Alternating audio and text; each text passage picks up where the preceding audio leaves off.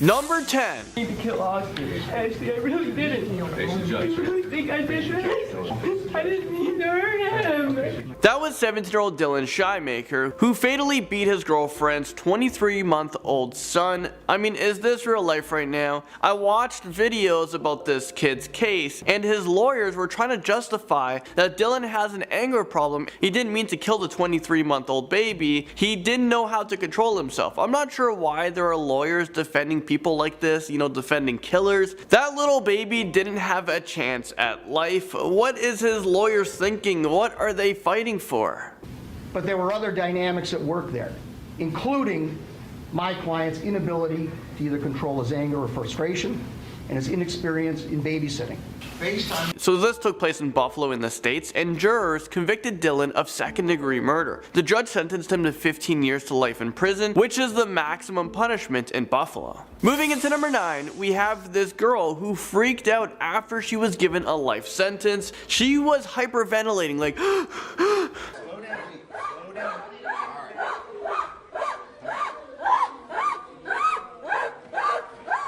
So just before the panic attacks were happening, this girl fell to the ground and she started yelling in the courtroom.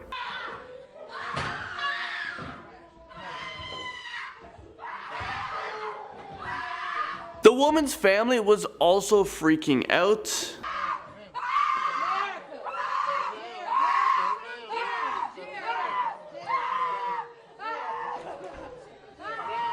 Alright, number 8. I gotta wake up every day with that. So, just ask. Actually, I'm just sorry. I know it's hard to understand what this kid is saying, but he's begging for forgiveness. It's a hard video to watch. I know people make mistakes, but killing someone isn't something that society can forgive, or can they? John, is there anything you want to say before sentencing? Well, that was 17-year-old John Freeman, who was saying sorry to the victim's family after he strangled a 5-year-old girl to death. I mean, in that moment, was he really sorry? This also took place near Buffalo, and he was given 25 years to life, and this is for a second-degree murder in which John Freeman pleaded guilty to. So when John turns 42 years old, a judge will determine whether or not John is a danger to himself or to society, and if he's going to be released. Hopefully, if he is released, he's a changed person. There are also many people who have served a number of years to life who just don't get released from prison because they're just always deemed as a danger to society. So although you get like 15 years to life, you can serve like 50 years. Alright, moving into number 7, we have this.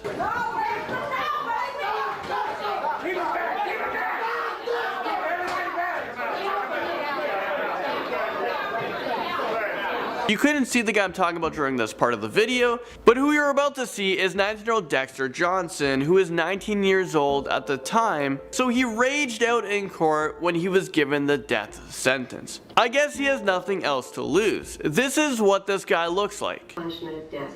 Ladies and gentlemen of the jury, this is going to complete your jury service. I'm going to meet you in the jury room. All rise.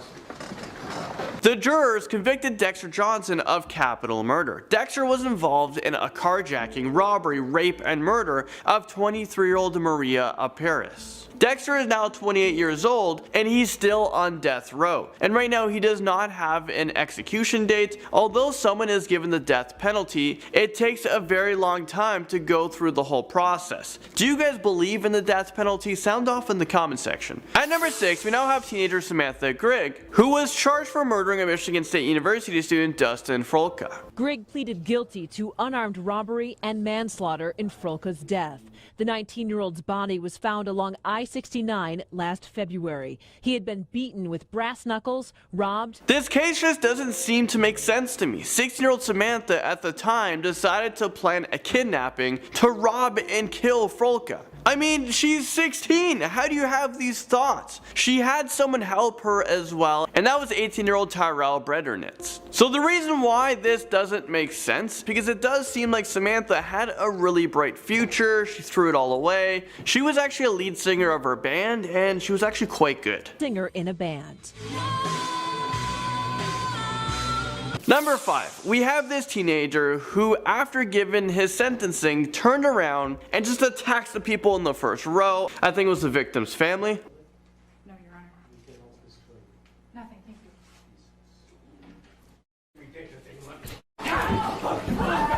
Yeah, luckily the police was right there to get on top of the situation, to handle the situation before anyone got hurt. All right, number 4.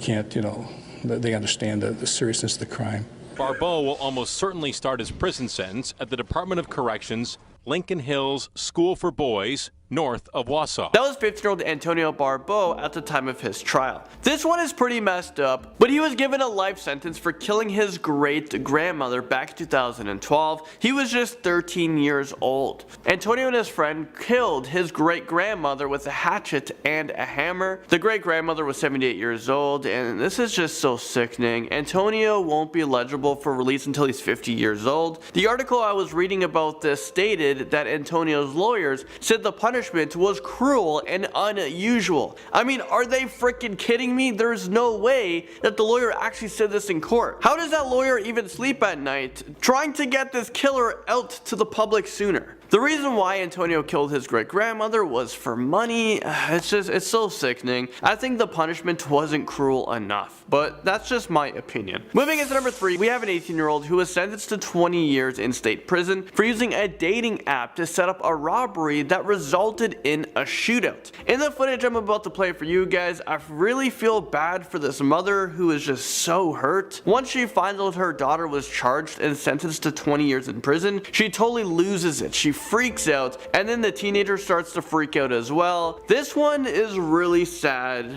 Watch. 20 years in state prison.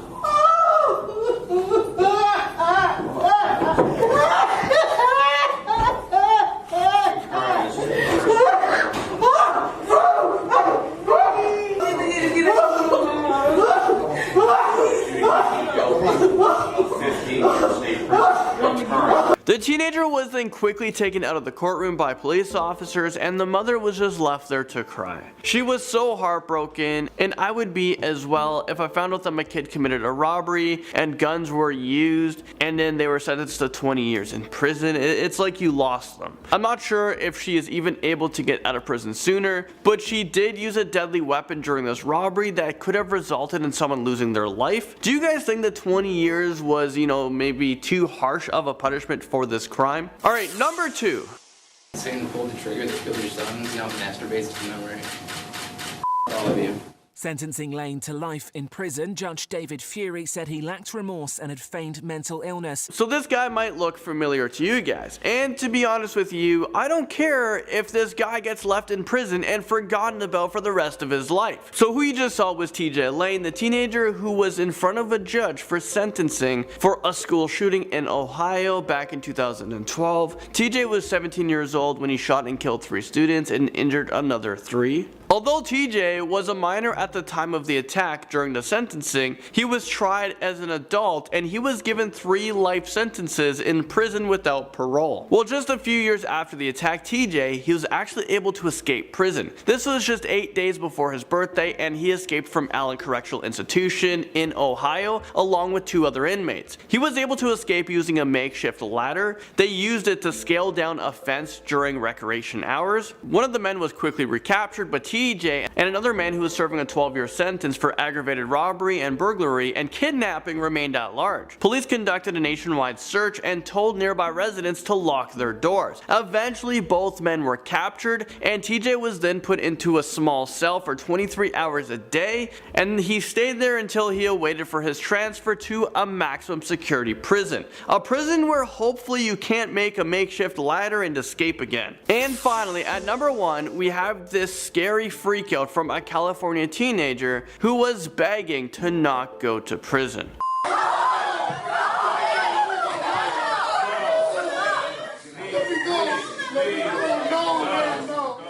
That was 18-year-old Fernando Elgato, who was accused of rape. He denies all claims, and he was freaking out when he was being sentenced because he was actually afraid of going back to prison. For some reason, he thought that if he fought back, he would somehow be released.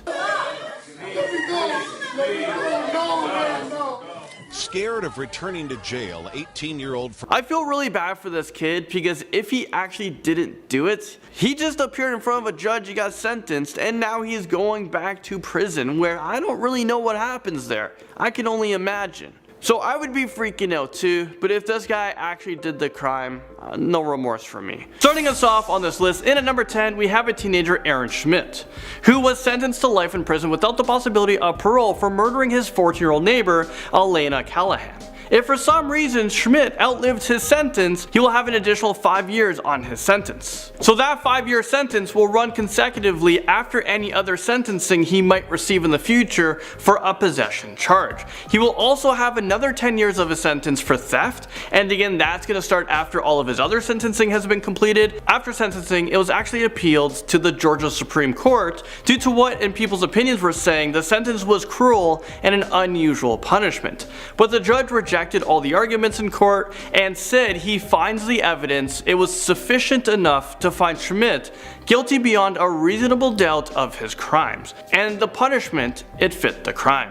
Number 9. We have breaking team coverage this evening. One of the brothers accused of murdering his 5 family members in Broken Arrow will spend the rest of his life in prison. This right here is 16-year-old Michael Beaver, who with his older brother Robert Beaver killed their parents and 3 siblings during a murder spree. Is this real life right now? This is just so messed up. So now, living a life without his parents, he will see the inside of a prison cell for the rest of his life. Beaver's 2 younger sisters, one being just 5 years old, was attacked in what was described as the worst single criminal event in the history of Broken Arrow City in Oklahoma. I mean, that is just so messed up. Beaver was convicted of 5 counts of first-degree murder for his role in the killings. His lawyer did try to defend Michael Beaver, saying that it was his older brother that planned and led the murder. His older brother actually, he took a plea deal to his crimes and he was sentenced to life without parole. By pleading guilty, Michael's older brother Robert avoided the death penalty. Michael Beaver was also sentenced. His lawyers couldn't get him off the hook to this traumatizing event. Number 8.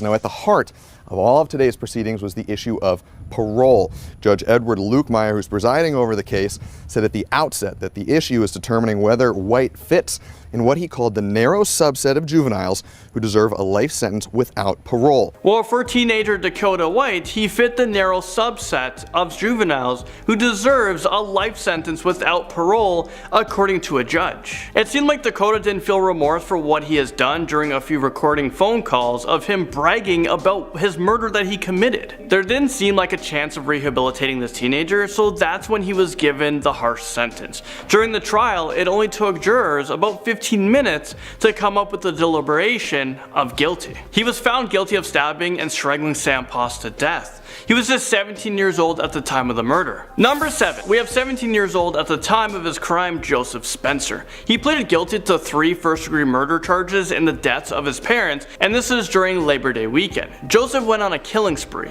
He was given 2 life sentences after he was tried as an adult. He will have to serve 2 life sentences concurrently, so one after another. And then when that's done, he has to serve his 3rd sentence. Spencer's dad was a UPS pilot, his mom was a science teacher, and I'm pretty sure this kid deserves to never see the light of day. Moving into number 6, we have 14-year-old Colton Glenn Orr. And he was 14 at the time of his crime. He pleaded guilty for shooting and killing his father's fiancée, Laura Hendricks, and this took place in their home. He was sentenced to life in prison. Right after the murder took place, the teenager just walked into a police station and he confessed everything he has done. The Oklahoma Court of Criminal Appeals ruled that Orr should be tried as an adult, so he was given life in prison. Right now there are appeals to try to have this teen tried as a juvenile, but that's most likely going to be denied. Orr's lawyers are trying to argue that sexual abuse that was done to him was the reason that drove him to commit these awful crimes, but that was quickly discredited. At least now he's going to have a very long time to think about what he has done. Number 5. Robert, we do begin with breaking news for our viewers in the West. We want to show you these pictures. Aerial shot of a middle school in Noblesville, Indiana. What has become a familiar scene. Students appear to be evacuating, running from their own school after reports that there has been a shooter there at Noblesville West Middle School. Hearing about school shootings, it really upsets me, and I'm sure it upsets a lot of you guys. It seems way too common. Teens seem to be able to get their hands on guns like way too easily. There has to be some sort of gun control laws that makes it harder for citizens of America to get guns, or just even ban them altogether. I know it's a huge debate. There hasn't been a mass shooting in Australia who has banned guns like 20 years ago, but I know it would be close to impossible to ban all guns in America. Going back to this story, we have a 13-year-old in which his identity, we actually don't know it. He is a minor, so his identity is protected under the law, in which I think is kind of stupid when you think about it. This teen was capable of committing murder. Why then we're trying to protect him? Well, he will remain in the state's juvenile detention system until he's 18 years old, and then he's going to be transferred to an adult prison where he's going to serve out the rest of his sentence. Because he showed no remorse for what he has done, it's likely the teen will never leave prison. Moving into number 4, we have Taylor Lane Gwaltney, who was just 19 years old when he committed the murder and then he bragged about it. The murder took place in Colorado Springs, where the teen attacked a homeless man with a baseball bat. The homeless man was 55-year-old Doyle, who was beaten to death. Doyle was discovered earlier that morning, partially wrapped in a sleeping bag. He had been hit on the head at least 4 to 7 times. During the trial, a 7-man, 5-woman jury took just 2 hours to convict him. The hearing trial did take 3 weeks, so the jury had to listen in onto some pretty horrifying details about the crime. Well, the teen was convicted of the murder and he was sentenced to life in prison, and he showed absolutely no remorse for what he has done. He bragged to 16 people about the murder. Well, at least he is now living in the right place for the rest of his life. Next up, number 3, we have 7-year-old Gavin Ramsey, who was just found guilty of 4 counts of aggravated murder, 2 counts of murder, 1 count of aggravated burglary, 1 count of kidnapping, and 1 count of gross abuse of a corpse. Is this real life right now? What does that even mean, gross abuse of a corpse? Let's not think about it. Well, Ramsey killed 98-year-old Margaret Douglas, which is just so sickening. I mean, poor woman who lived so long only to be murdered. This kid is just sick. A sentence tonight for the Medina County teenager who broke into the home of a 98-year-old woman, videotaped her sleeping before killing her and abusing her body. Ramsey was given life in prison. He left in chains, where he'll remain for life without parole, for the teenager who robbed a 98-year-old from reaching her dream of 100. Moving into number 2. The court, having duly considered your offenses, it is hereby ordered that you be committed to the Department of Youth Services until the age of 21, and furthermore committed to the Massachusetts Correctional Institution at Cedar Junction for the period of not less than 25 years. So that was Philip Chisholm at the age of 14 years old. He was found guilty on many charges. He raped and killed his 24-year-old math teacher. Chisholm was ordered to serve life in prison without the possibility of parole. He started his sentence at a juvenile facility. Once he turns 21 years old, he's then going to be transferred to a maximum adult prison where he will serve out the rest of his sentence. Chisholm was found guilty on many charges. He was sentenced to 25 years for premeditated murder. Once that sentence is complete, he will then have to serve another sentence of 40 years for armed robbery.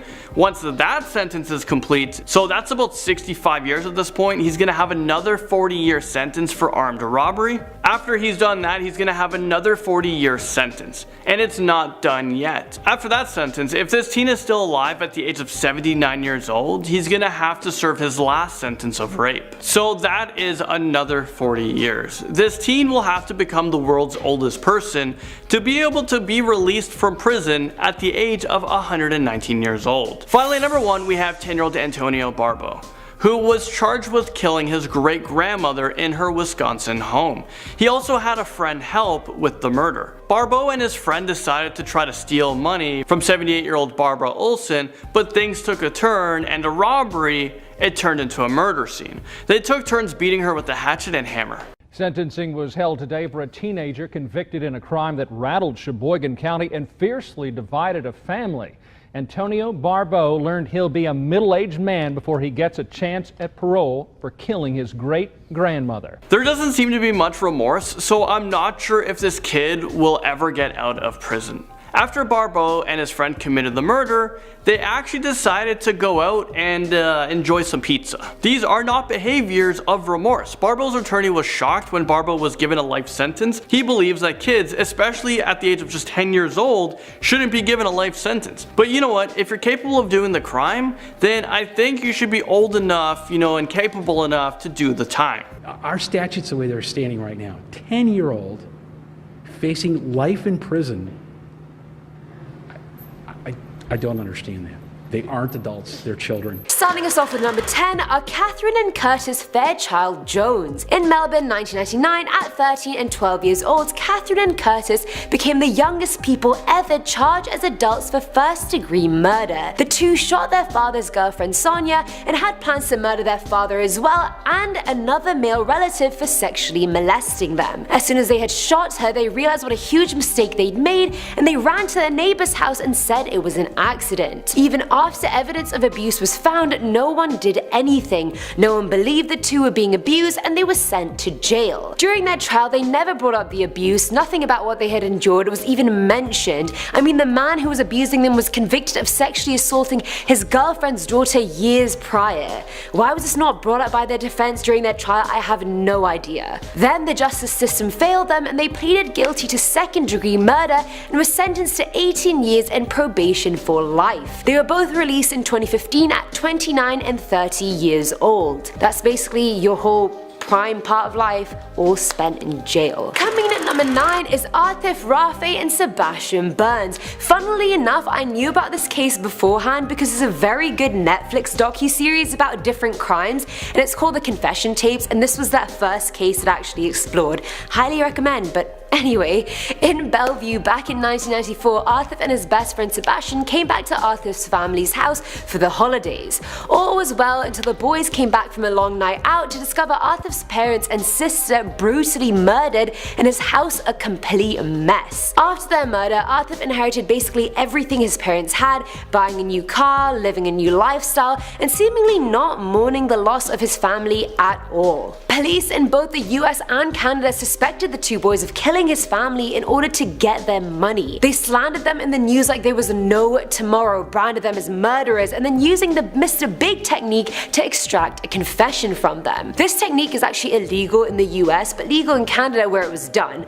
It involves undercover cops gaining the suspect's trust by involving them in illegal activities and then getting them to confess. Even with multiple alibis and no physical evidence, the undercover cop kept probing Burns to confess and he would make it all go away. I'm assuming in the hopes of making his life go back to normal, Burns did confess, and later on so did Atif, even though their stories were completely different. Both were found guilty in 2004 of a triple murder and were both sentenced to 3 life sentences each, even though they've been in prison for the past 20 years. At first I thought, how could anyone murder their parents, but after doing this video and seeing how many people actually did, I was like, wow, this is a thing.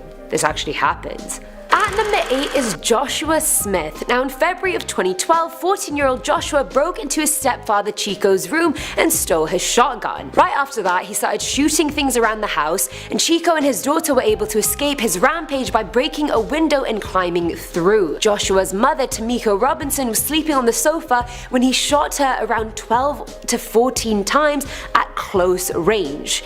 And why did he do this, you may be wondering? Because his mother was being a mother. That's right, Joshua started hanging out with the wrong crowd and wanted to join a gang, do drugs, pop pills. He started coming home at ridiculous hours, so Tamiko gave him a curfew and told him to stop hanging out with these people, and that's what triggered him. He pled guilty to second-degree murder and will be in jail for anywhere from 30 to 50 years. Filling our number 7 slot now is Evan Miller. Now Evan's life was hard enough. By the time he turned 14 in 2003, he'd been in and out of foster care due to his stepfather continuously beating him and his mother abusing drugs and alcohol. One day he was hanging out with his friends and his neighbor Cannon, who also happened to be one of his mum's drug dealers. After spending most of the night drinking and smoking weed, Evan and his friends attempted to rob Cannon after beating him. Evan beat him with a baseball bat and then set his trailer on fire, and he later died from his injuries and smoke inhalation. When brought to trial, his friend was offered life with a chance of parole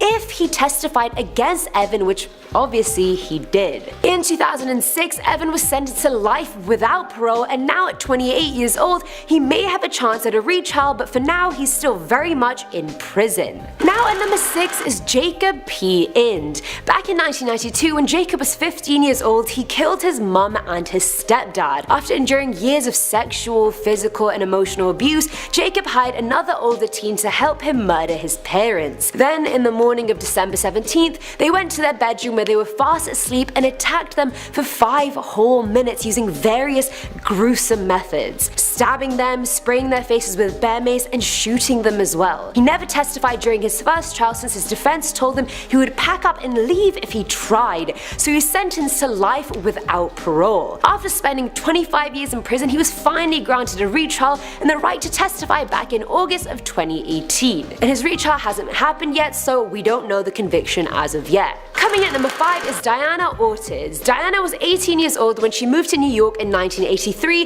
to flee an abusive relationship, and that's where she eventually met her new boyfriend who was double her age. The man introduced her to drugs like heroin, LSD, and cocaine and convinced that the only way to sustain both their habits was to stage a robbery. Note, not a murder, just a robbery. The plan was sorted. She would pose as a prostitute in a parking lot, wait for someone to approach her, and then her boyfriend and some friends would rob him. However, on the actual day, the victim that pulled up to her started fighting with the men and a brawl ensued and he was eventually shot. While they all ran off in separate directions, what they had no clue about was that the customer was actually an off-duty police officer and he actually died a few days later. Diana turned herself in and was convicted of felony murder and was sentenced to 17 years to life. And after 22.5 years in prison, she finally went on parole. Imagine 22.5 years in prison. I'm only 21 right now and I feel like I lived a long life. That's my life and then some, all in prison. I can't even imagine that. At number 4 is Quantel Lotz.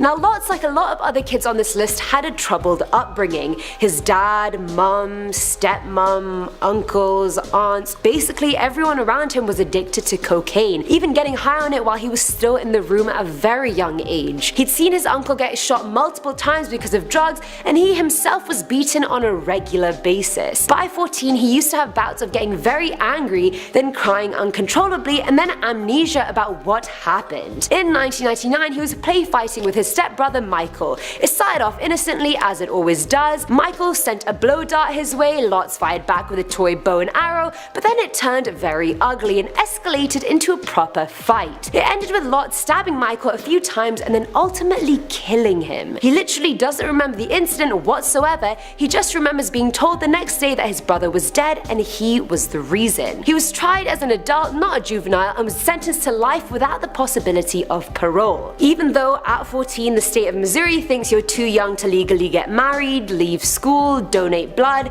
get a tattoo without parental approval, yet you're old enough to be tried as an adult and then put away in jail forever. Filling in on number 3 slot is John Catis. Back in 2009, John was 16 at the time when he put up an ad on Craigslist offering sexual services in exchange for money, and the very popular ABC reporter George Webber replied to his ad. When they finally met up for this kinky hookup, if we can call it that, John claimed that George pulled a knife on him and as self-defense he stabbed George 50 times. Mind you, George was bound and being choked when this happened, so I don't know how he could have even pulled a knife out to begin with. And if it was really self-defense, why 50 times? Surely someone's dead after maybe a few, or at least injured enough for you to escape the situation. During his hearings and his confession tapes, you can see him literally wink and smile throughout. At 18 years old, John was found guilty and was sentenced to 25 years to life, and at 28 years old, he's still in prison today. Now at number 2 is Ashley Jones. Ashley was a problem child raised by problematic parents.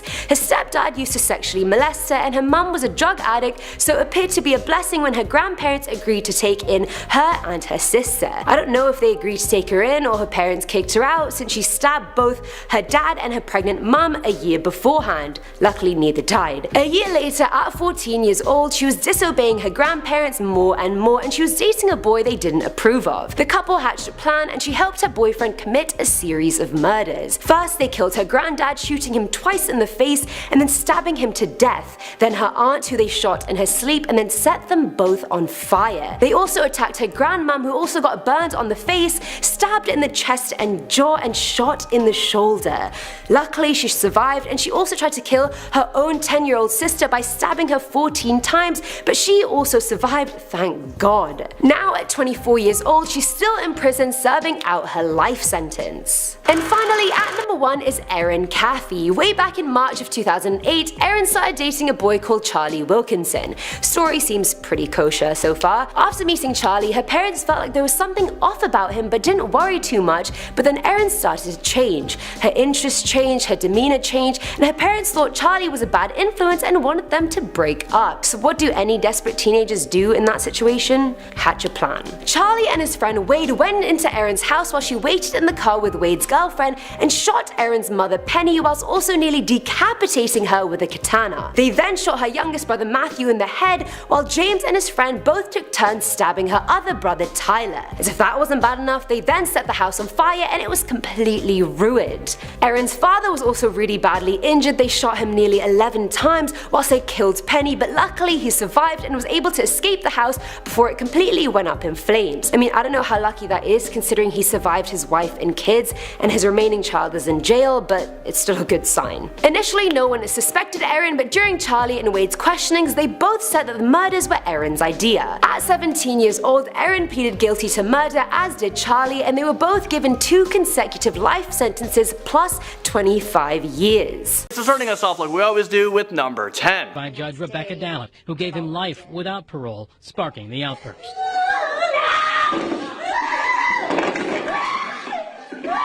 So that was 19-year-old Sandell Jackson, who appeared in front of a Milwaukee County Circuit judge who was sentencing him. Sandell was charged with first-degree intentional homicide and attempted robbery in the shooting death of a 21-year-old. Sandell pleaded guilty to the felony murder charges. He was given a life sentence, but was hoping for a chance at parole at some point of his sentencing, but the judge denied it, and that's when Sandell started to freak out.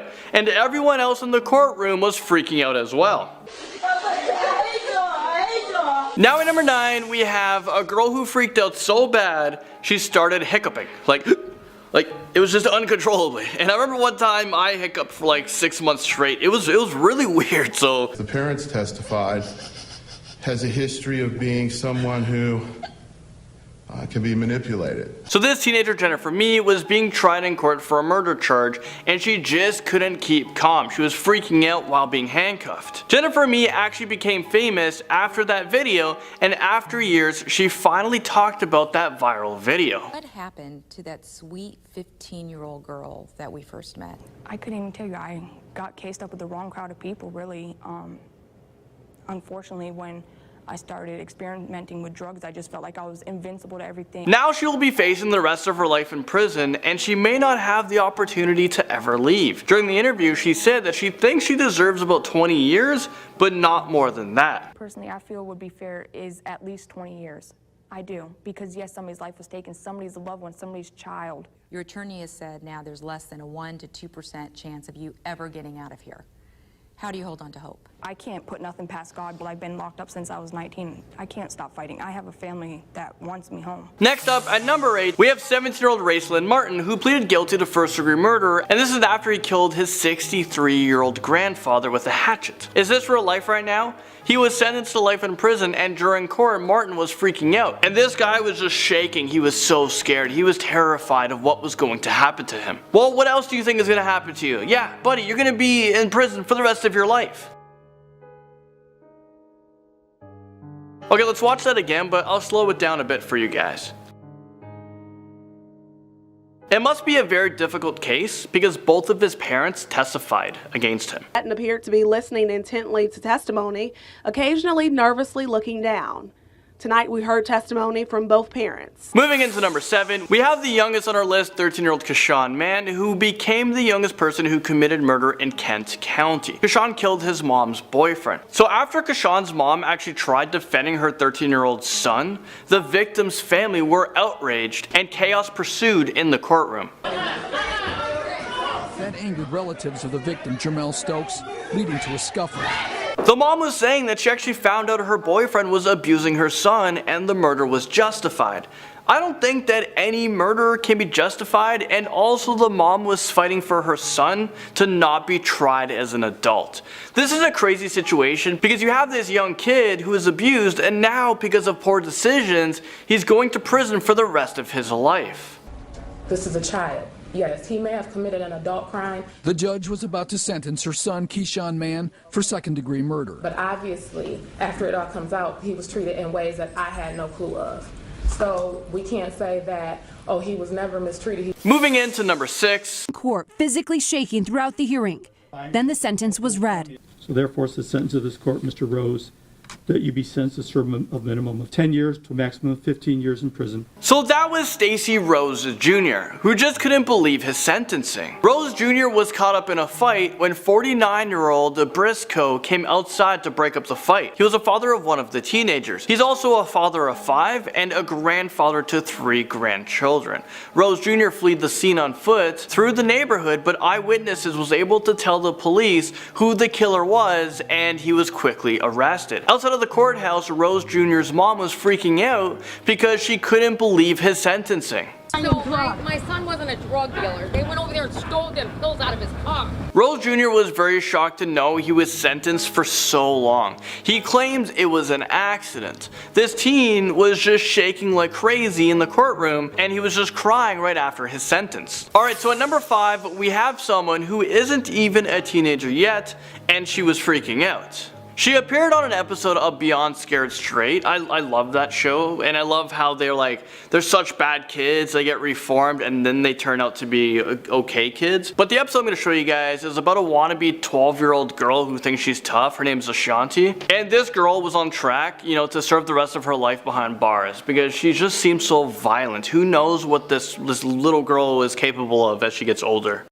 I'm Ashanti, I'm 12, I like fighting, I threaten people, and I'm in the squad. She's kind of speaking too gangster for me. I can barely hear what the heck she is saying, but from what I heard, she's not afraid of nobody. Well, until she was taken to a prison to see what her life was going to be like if she didn't change. Well, what you're about to see is someone who I've never seen be so afraid of anything before. This girl is just freaking out and just losing her mind, and she's like squealing, I think. We're getting closer and closer. They are gonna love that hair back here, buddy. Here we go. Ain't no time to cry now, sister. Ain't no time to cry. Okay, what the heck is even happening? She's just in panic mode. I'm not sure how tough this girl really is. Her tough act just seems to be fake. She's not ready for the real prison world. If she was, she wouldn't be acting like that.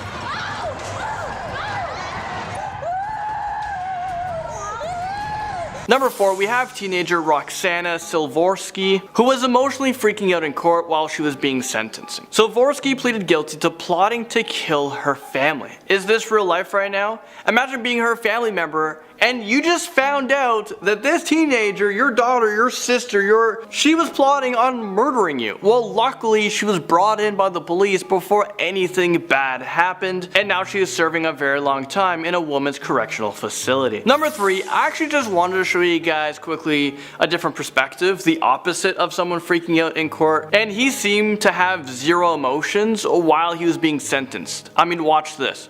It is hereby ordered that you be committed to the Department of Youth Services until the age of 21, and furthermore committed to the Massachusetts Correctional Institution at Cedar Junction. This kid was just sentenced to over 40 years in prison, and he didn't even flinch. He was just 14 years old when he stabbed his teacher to death. I mean, I don't know, is he freaking out inside? Number 2. That's an extreme recklessness, and that's intent. That's maliciousness. That's a definition of malice. So that was 17-year-old Jacob Morgan from Rock Hill, South Carolina. He found himself in court after he was charged with arson and murder connected with his 14-year-old brother's death. Prosecutors claim that Morgan maliciously and intentionally started a fire. Morgan was so shocked when he was sentenced. So therefore, I am going to find that there is probable cause to charge the individual with the found over 4 general. His life just flashed before his eyes. He didn't think that he would get such a long sentence. He was charged for manslaughter, so he received 10 years for that, and another 15 years for arson, which to me it kind of doesn't make sense because, well, let's think about it for a sec. 10 years for killing someone, 15 years for setting a house on fire. I mean, I don't know. Finally, number 1.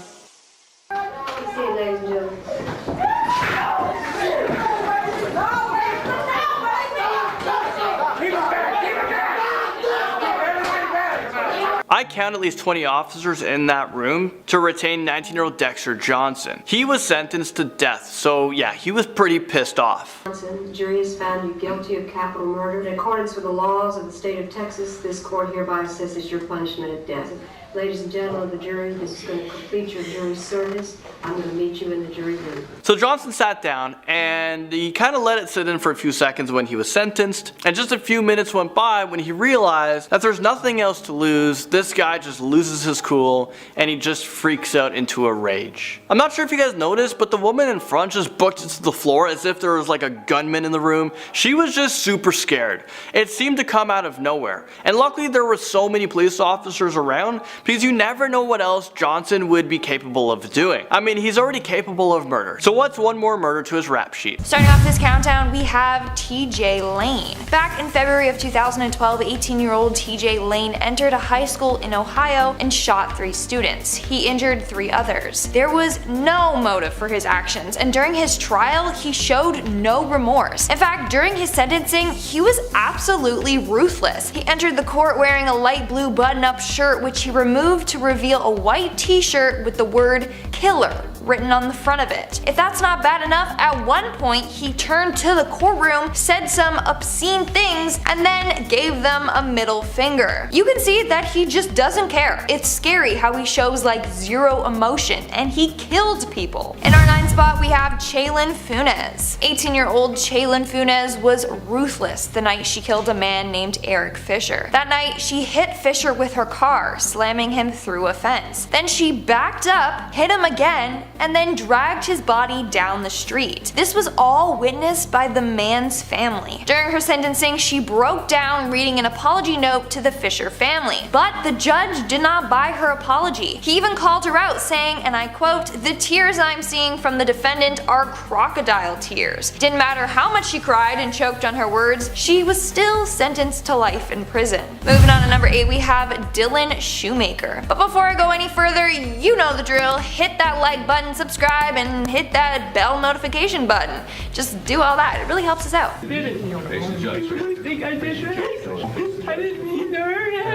17-year-old Dylan Shoemaker was arrested and convicted of murder and abuse of his girlfriend's child. He was asked to babysit the child, but when his girlfriend returned home, he had been killed. Apparently, the kid wouldn't stop crying, and so he turned to extreme measures. But in court, Dylan was the one that couldn't stop crying. He burst into tears while delivering his final statement. Now, apparently before he entered the courtroom, he told the guards that they should watch the performance that he was going to put on. So it could just be that him crying his eyes out was all just one big act to get out of his sentence. Didn't work though. Coming in at number 7, we have Jacob Morgan. In 2015, Jacob Morgan set fire to his house that led to the death of his younger brother. Now, Jacob argued that he didn't do it intentionally. The fire was an accident and he tried to save his brother, but before he knew it, the whole home was engulfed in flames. But Jacob loved playing with fire, and weeks prior he actually set his room on fire but was able to quickly put out the flames. In court, Jacob could not keep it together. While bawling his eyes out, Jacob can be seen praying. And then, when he gets his sentence, he freaks out even more. I am going to find that there is probable cause to charge the individual with the bound over for General Sessions Court for late charges. Moving on to number 6, we have Antonio Barbeau. Antonio Barbeau was only 13 years old when him and his friend killed his great-grandmother. Apparently, the two wanted money for pizza and weed and thought to do so by killing the grandmother and stealing her money and jewelry. Let me repeat that again. They killed an elderly woman all for pizza and weed. That's ridiculous. Well, both were found guilty, obviously, and sentenced to life in prison with eligibility for parole in 36 years. During Antonio's hearing, he breaks down while reading his statement. His lawyer then had to finish it for him. I took away someone's mother, their grandma, sister, friend, when I had no right to do so. We're now at our 5th and halfway mark with Fernando Salgado.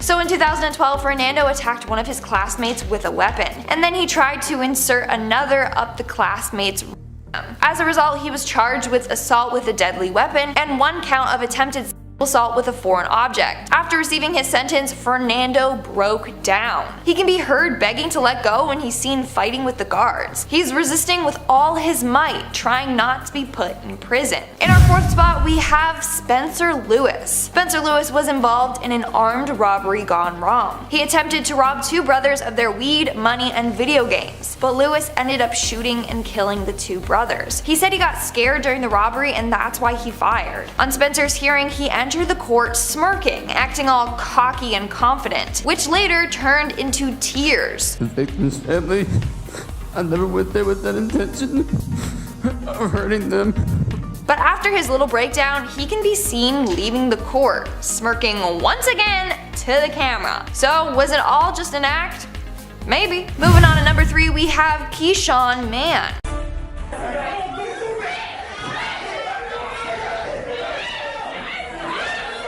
I think this teen has to be the youngest convict on the list. Keyshawn Mann was only 13 years old when he shot and killed his mother's boyfriend, Jermell Stokes. He claimed that the boyfriend was mistreating him. Back in 2012, Keyshawn grabbed his mother's handgun, snuck up behind Jermell, and shot him in the back of the head. But his defense argued that the shooting was accidental. After he received his sentence, the courtroom went crazy. Keyshawn's family members were yelling and screaming, saying that he's innocent. And then one man got tackled and then removed from the court. Coming in at number 2, we have the collapsing duo. In this video, you can see Erica Mae Butts and Shanita Latrice Cunningham both resisting being taken away after learning that they would spend the rest of their lives locked away. Now, Landon and I did react to this video in our courtroom freakout video, so go check that out. But now I did some research and found out what they were in for. So Erica and Shanita were convicted of killing a young girl back in 2009. Apparently they were looking after her, but instead were torturing her for 2 weeks straight. That just makes me sick to my stomach. Well, in this video you can see the two flop to the floor and refuse to get up after hearing their sentence. In fact, one of the girls had to be placed in a chair and rolled away. While this is all happening, one of the girls' mothers is just completely freaking out. It was just complete madness in that courtroom. And in our number 1 spot, we have Shondell Jackson. In 2009, 19-year-old Shondell Jackson was convicted of first-degree intentional homicide and robbery of a university student, Nathan Potter. During the attempted robbery of Potter, Jackson and his partner fatally shot him to death. During most of his trial, Jackson kept his cool. He showed no remorse for his actions, and at one point he even turned and smiled at the victim's family. But after being sentenced to life in prison, his demeanor quickly changed.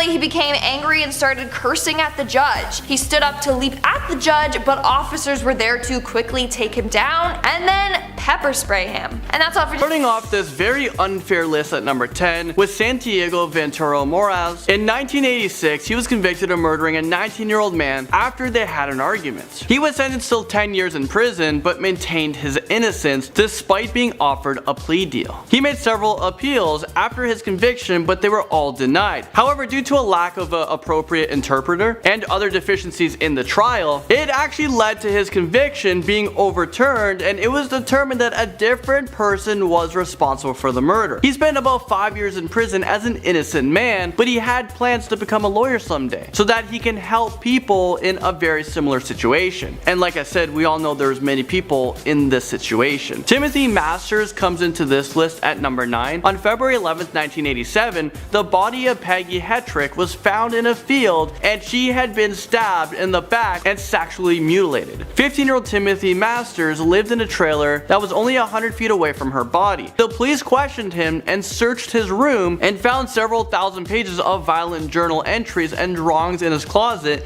and a collection of knives. Even though there's no physical evidence linked him to the crime, he was charged and convicted of the murder, and he was sentenced to life imprisonment without parole. Well, 12 years later, his sentence was later removed when DNA evidence proved his innocence. Timothy Masters was given in $5.9 million in order to settle the wrongful conviction lawsuit. The wrongfully convicted Marvin Anderson comes into this list at number 8. Marvin Anderson was only 18 years old when he was convicted of robbery, sodomy, abduction, and rape. An all-white jury convicted him on all the counts and he was sentenced away to 210 years in prison. I mean, is this real life right now? However, in 1988, another man came forward and admitted that he was the one that actually committed the crime. He fully confessed under oath. He did this in an open court, but the judge who presided over the original trial refused to drop the charge on Marvin Anderson. Marvin spent a total of 15 years in prison, but it took another 4 years to become fully exonerated. And now at number 7, we have Dennis Brown. He was convicted of rape back in 1984 when he was only 17 years old, and this is after the victim picked him out of a lineup. You know when they stand there and you're like, oh, he's the man, number 3? Dennis Brown claimed that the police had threatened him at knife point, forcing him to confess to the charges. The jury found him guilty, and when he was charged with aggravated rape, burglary, and aggravated crimes against nature, which gave him a sentence of life imprisonment. Dennis Brown contacted the Innocence Project, and DNA tests concluded that he was not the rapist. So in 2004, after serving 19 years in prison for a crime he never committed, he was finally released. The Dixmoor 5 comes into this list at number 6. The Dixmoor 5 are 5 African American men who were falsely convicted of rape and murder of a 14-year-old Katharina Matthews. At the time of the arrest, the 5 men were between the ages of 14 and 16 years old. During the intense and long interviews, 3 of them gave false confessions because they were coerced and physically abused and threatened during the interrogation. Each of them received at least 80 years in prison, but in 2011, DNA tests concluded that the semen on the victim belonged to another man. All of the charges were dropped after they spent 20 years in prison, and they finally became free men in 2011. They reached a wrongful conviction settlement of $40 million,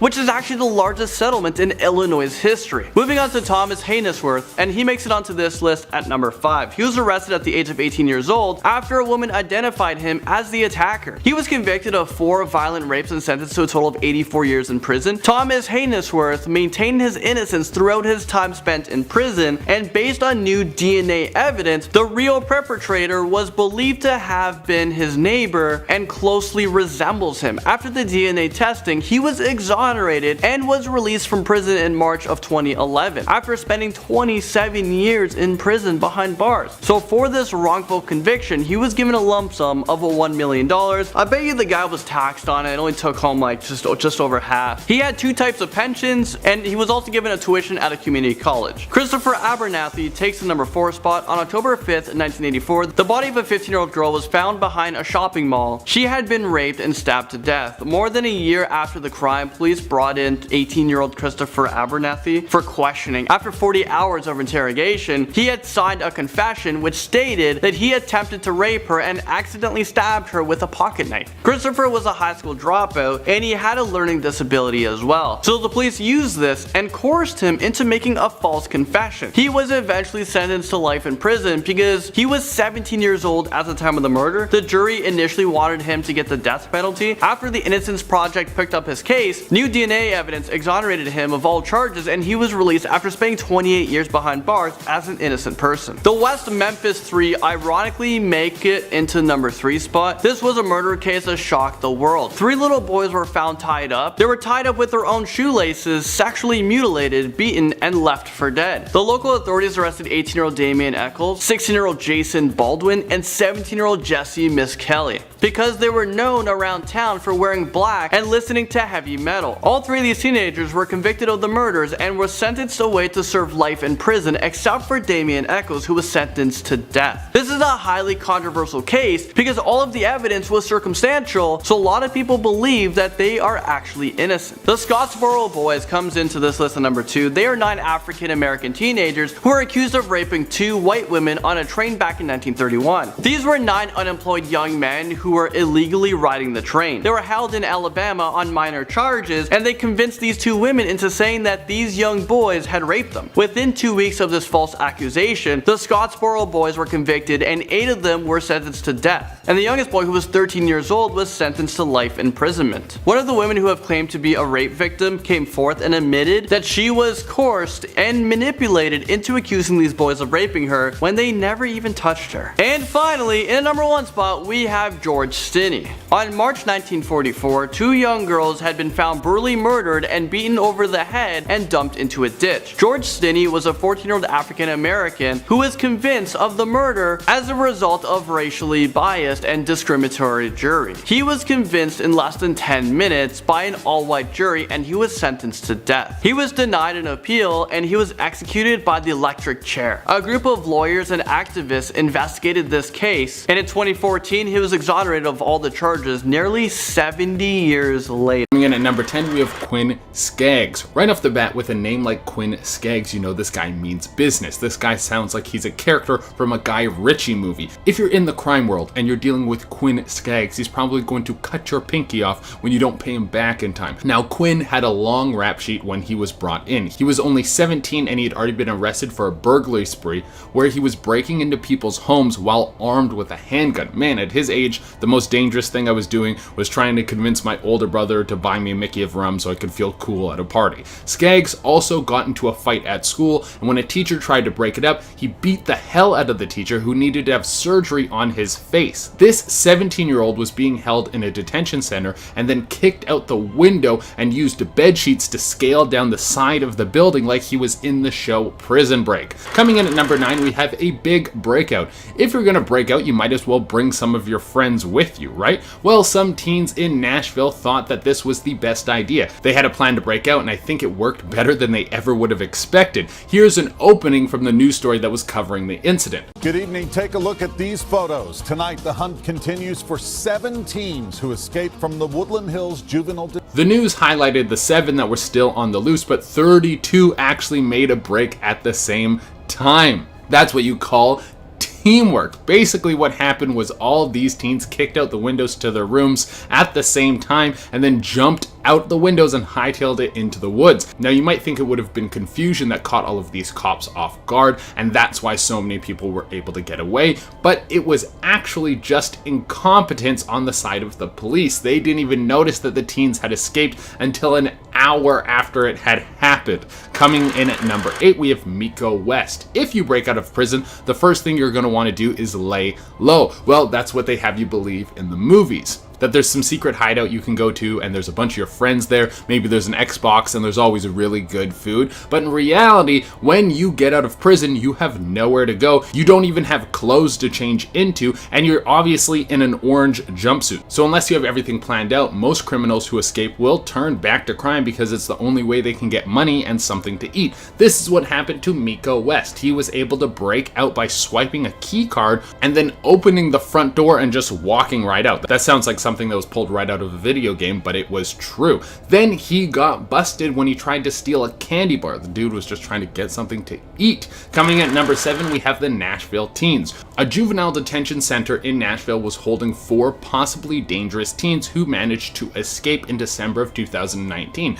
How they escaped is still unknown, but it's thought that they snuck past the guards and then jumped a fence and then were on the run. Now, why were these teens being held? I mean, the 4 of them were between the ages of 15 and 17, so how deadly could they be? I keep thinking about what I was doing at that age, and I really was just trying to spend more time playing video games and less time doing homework. That's as crazy as I got. Well, it turns out that these 4 might have been up to something a little more intense. 2 of them were wanted for armed robbery, and the other 2 were wanted for murder. Well, I don't think there's any homework in jail, so I guess that's a little bit of a bonus.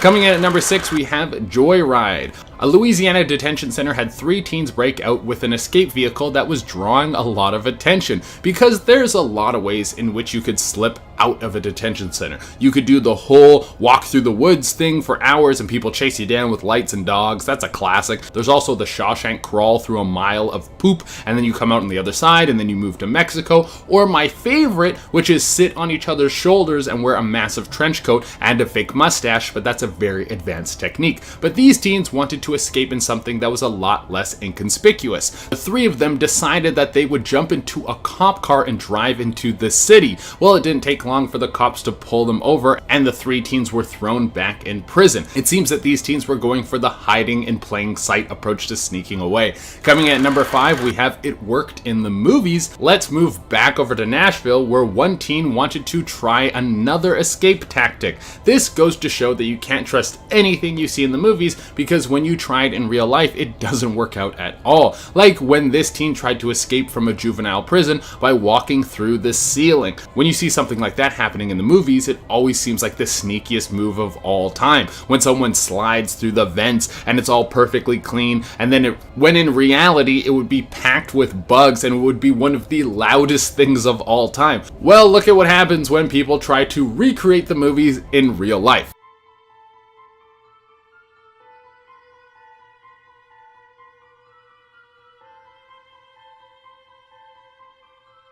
As you can see from the clip, they could hear him walking around in the ceiling, and eventually he came smashing through the drywall. You know what? I'm going to give this guy an A+ for trying and even getting into the ceiling in the first place. Even though his plan didn't come together, it's still very bold. Coming in at number 4, we have Bretan McAuliffe. This one is actually terrifying. Bretan McAuliffe was arrested for attempted murder. He was only 16 years old, so they put him into a juvenile correctional facility. He was meant to serve all of his time there, but while staying at the facility, they thought it would be a good idea to include him in a program that would help troubled youth find work while they were serving time. So he was given a job as a construction worker, and it seemed like things were going well until one day he just vanished. He literally just walked off the job site. A very simple escape plan, but an effective one. This is where the story gets even crazier. Bretan was on the run for over a month, and in this time he stole a gun and shot a woman 4 times. Thankfully, the woman lived. Coming in at number 3, we have Ty Harris, the getaway master. It doesn't matter how hard the police try to catch this kid, it seems they can't keep him behind bars. Ty Harris was originally in a standoff with police where they were chasing him down for robbery. He had this standoff, but then he slipped away. The police eventually caught him, and then he was locked up in a Nashville juvenile detention prison. While staying there, he realized the best way to not be in prison is to break out through one of the windows and escape on foot. This is when his skills at evading the police came into play again. Ty made it to a strip mall, and when the police showed up, he hid behind a truck and the cops didn't see him, and then they drove off while he was right under their noses. Ty then stole a truck from this strip mall parking lot where the cops were just looking for him and slipped away and was nowhere to be found. Holy moly, this kid is good at not getting caught. Coming in at number 2, we have Party Time. Sometimes you break out of prison not because you wanted to get free and run away from your punishment. No, you just wanted a little bit of a breather. You want to stretch your legs a little bit, maybe catch up with your friends and feel good for a little while before you have to go back. Well, apparently this happens more often than you would think. Juvenile detention centers all over America have had teens who break out after prisons are finished doing their rounds. They will sneak out and go party with their friends for a little while, usually have their friends meet them outside with some sort of substances that make them feel really good. Then before it's time to wake up in the morning, they will be back in their beds like nothing happened. Maybe prisons should be a little more fun and people wouldn't be trying to break out all the time. God, I'm so smart. And coming in at the number 1 spot, we have TJ Lane, one of the most terrifying teens to ever escape prison. TJ Lane was given a triple life sentence for coming to his high school with a handgun and killing 3 students in cold blood. He did this all while wearing a shirt which he wrote the word killer on the front. On top of this, in a way to mock his victims, he wore another shirt that said killer to his sentencing. While held in a state prison, he saw an open window and made a break for it. Thankfully, he wasn't on the loose for very long before he was captured. This could have turned out to be so much worse, but he was quickly taken back to prison, where he will most likely be for the rest of his life. In at number 10, we have Brian Lee Draper. Let me take you guys back to the night of September 22nd, 2006, where Brian Draper and his accomplice brutally murdered their classmate Cassie Stoddard for no apparent reason. They were hanging out with Cassie and her boyfriend on the night that Brian and his accomplice said that they were going to the theater to see a movie. As it turns out, they never went to the theater. They were hiding in the house waiting for Cassie's boyfriend to leave so that they can kill her. They turned the electricity off and stabbed the poor girl 30 times. During their trial, the 2 of them confessed to filming the entire plan. So here's a short clip of the 2 of them driving away from the scene of the crime. I just killed Cassie. We just left her house. This is not a joke. I'm shaking. I stabbed her in the throat, and I saw her lifeless body just disappear. Dude, I just killed Cassie. How sick and morbid is this? It just seems like they're so proud of what they've just done. Well, they were quickly picked up and interrogated, and they were arrested because their fake alibi fell through, and they were sentenced to life in prison without the possibility of parole. Keep in mind that they were only 16 when they decided to brutally murder their friend. John Silva stabs his way onto this list at number 9. He was only 15 years old when he was convicted of first-degree murder after he strangled a 12-year-old boy and dumped his body in a septic tank. He was convicted of first-degree murder, and when he was sentenced to life in prison without parole, he didn't show any emotions. If he was an adult, he could have faced the death penalty because he even admitted to kidnapping his friend, forcing him to go to the woods, and then suffocating him to death. What a brutal crime. Even though he admitted to doing all of that, he never explained why he did it. So yeah, this guy sounds like a serial killer in the making. The police even found a note at the scene of the crime, and on that note it said list to prepare Jerry, and on the note it said strip to underwear, tie hands, gag and cover eyes. And like I said, he's a serial killer in the making, so maybe it's a good thing that he's gonna be behind bars for the rest of his life, because the world's gonna be a much safer place. Number 8 takes us to Joshua Phillips. He was convicted of life in prison without parole back in July of 1999, and that's after he murdered his 8-year-old neighbor when he was just 14 years old. He strangled, bludgeoned, and stabbed Maddie Clifton to death. He stuffed her lifeless body underneath his waterbed, but she wouldn't stay hidden for long. Joshua's mother came into his room days after the murder and found the dead body, which led him to confess to this murder. He said that they were playing basketball outside and he accidentally hit her on the head with his bat. He said he panicked and then killed her because he was scared of what his father would think. And I don't know, it seems like you killed her because you are a psychopath. This was no accident. Here's a clip of Joshua that was filmed 1 decade after the murder. I'm going like, all right, well, maybe I did deserve to be here. Maybe I deserve too much time. Maybe I deserve to die in prison. And but I always usually come back with the thought that I can't look at it like that, you know, and that doing that is just a cop-out and faking it, you know, you're just saying screw it, and why would I try to learn anything? Why would I try to improve myself? Why would I try to do anything to help anybody if I'm just gonna lay down and just die in here, you know? Even though he might seem like he has changed, I feel like he is a textbook psychopath who knows the right things to say in order to look like a victim. The youngest American citizen to be sentenced to life in prison makes their way onto this list at number 7. I'm talking about the notorious Lionel Tate, who was just 13 years old when he was convicted of first-degree murder. To be the case, incarceration for your natural life. The now 14-year-old Lionel Tate was sentenced to life in prison without the possibility of parole.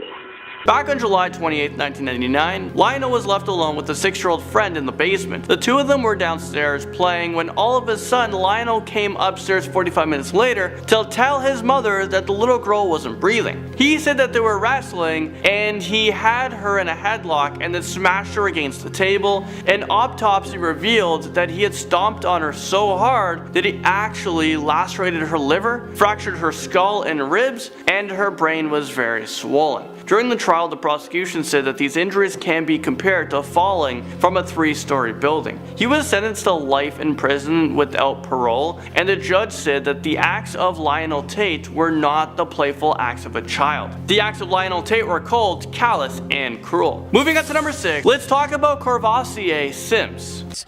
A judge sentenced 17-year-old Courvoisier Sims to 70 to 120 years in prison after pleading guilty to 2 counts of second-degree murder and use of a weapon in their deaths. Alright, I have to ask, is this real life right now? 70 to 120 years? I know that sounds insane, but I think the sentencing, it kind of fits this crime. He was only 15 years old when he shot 2 teenagers, ages 17 and 18 years old, while he was attempting to buy a gun off of them. It was decided that he'd be tried as as an adult because he was involved in armed robberies and 2 homicides. Oh, and he was on probation during the murders for other crimes that he committed in the past. What? So yeah, I think it's safe to say that he is a repeat offender and he will most likely die behind bars because I don't think a parole board will ever grant him probation. At least I'm really hoping they don't. Rodrigo Caballero crawls onto this dark list at number 5. Rodrigo Caballero was sentenced to 110 years in prison when he was 16 years old, and he didn't even kill anyone. So how is this possible? Well, the 16-year-old fired several gunshots at 3 other teenagers, where one of them suffered from a non-fatal but serious injury. He was convicted of 3 counts of attempted murder, and each of those charges, they come with a minimum 15-year to life. And the judge also handed him special enhancements onto his sentencing for firing a gun belonging to a gang and greatly injuring one of the victims. When you add up all of these charges, you get 110 years. So technically, he isn't sentenced life to prison without parole. He will be eligible for parole when he's 126 years old, but most likely he is going to be dead before he makes it to his parole hearing. Up next, number 4, we have Gregory Brooks. He was 19 years old when he pleaded guilty to abducting and killing the parents of a former talk show host. Gregory Brooks and his accomplices beat them, stole $50, a rifle, jewelry, and other items, then they locked the couple in a closet. Later, one of the accomplices said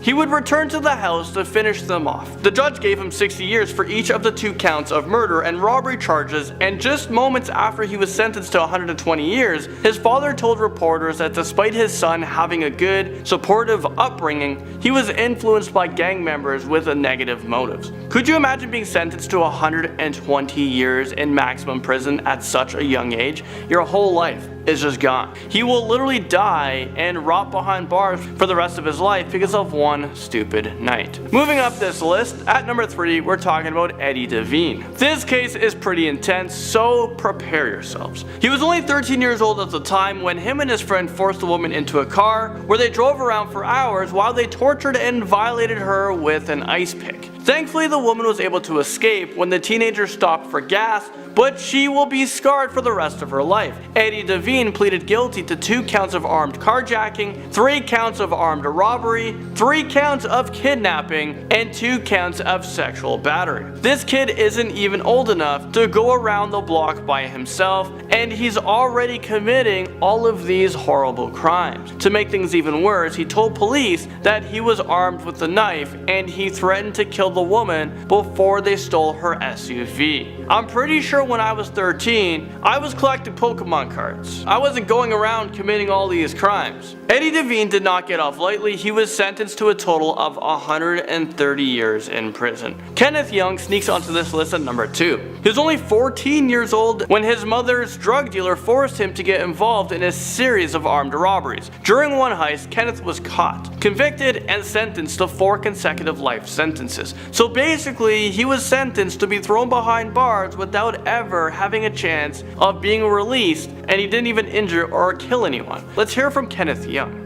Kenneth Young. First and foremost, Your Honor, I want to take the time out and say I take full responsibility for my actions and my role in these crimes. I have lived with regret every day as a civilized human being for these crimes.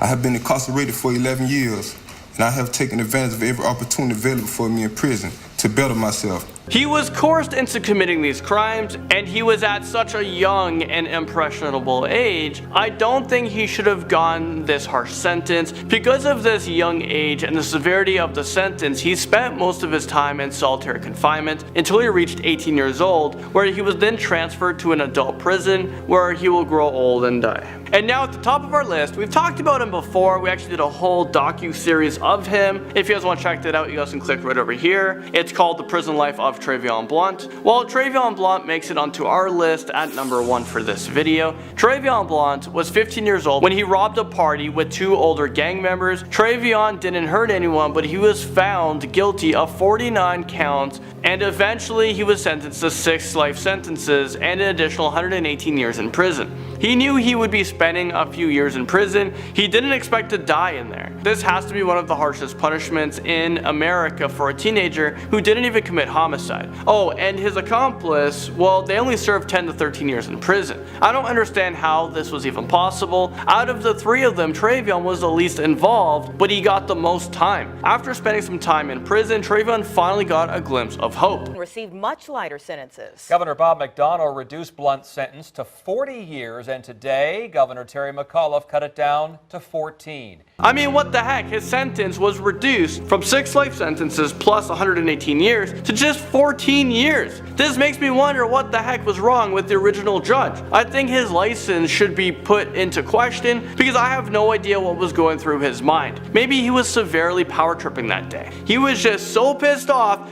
He's like, I'm giving you life plus life plus life plus life plus life and plus life, and if that's not enough, plus 118 years, just in case. At number 10, we actually have a teenager who started to freak out after she was denied any possibility of parole. She was really hoping for it. When she was denied, she started to freak out. So what you're about to see is a 19-year-old killer who killed 21-year-old Nathan Potter.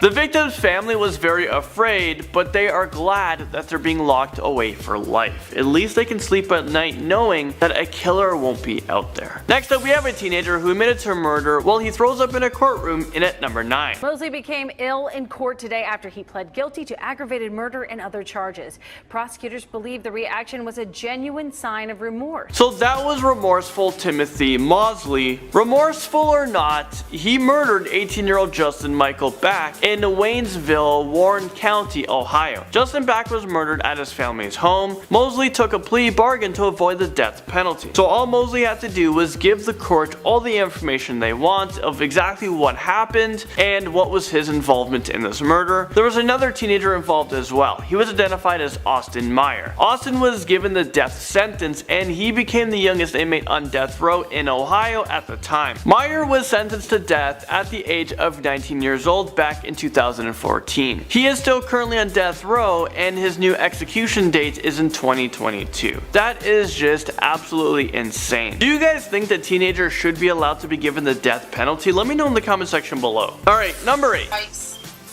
In the direction of the deceased torso and lower extremities with that 2 times. So that was a gangman who murdered 15-year-old Alessandro Guzman Feliz. The gunman was a part of the Dominican gang in the Bronx. So this death occurred in a mistaken identity, so the wrong person was killed according to all the testimonies. There was 12 suspects in this case. Right now there are 4 suspects in this case, including the guy who we just saw incarcerated at Rikers Island. They are segregated from other prisoners and they've been receiving heightened security protection at the prison due to receiving death threats from within the prison and even from their own gang members for killing an innocent teenager. So let's just say that being locked up right now might be the safest thing for these teenagers. Next up, number 7, we have a bunch of teenagers freaking out in court.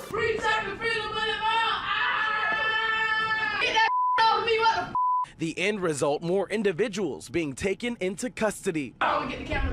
There was a group of teenagers who led police in a car chase after stealing a vehicle. These are some pretty serious crimes, but yet in the courtroom these teenagers were not taking the situation seriously. It just looks like they're all trying to impress each other. At the hearing for 15-year-old Maurice Thomas, the suspected driver, and 15-year-old Thomas Butler, seen here smiling for our cameras, the pair seemed to show up to show out in front of a judge. I think these kids have to be on drugs or something. And why are they giving gang signs in the courtroom? Next up, number 6, we have another teenager who might have taken a lot of drugs. It looks like this kid is going through withdrawal because he appeared in court shaking like crazy and it looks like he just can't control himself. So this right here is 17-year-old Jeffrey Hazelwood from Georgia, and you can see how much this kid is shaking in court. It looks like he can't control it. Hazelwood is accused of killing 2 teenagers teenagers behind a grocery store. He is facing a ton of serious criminal offenses. On top of the murder cases, Hazelwood will be facing aggravated assault, theft, and financial fraud charges as well.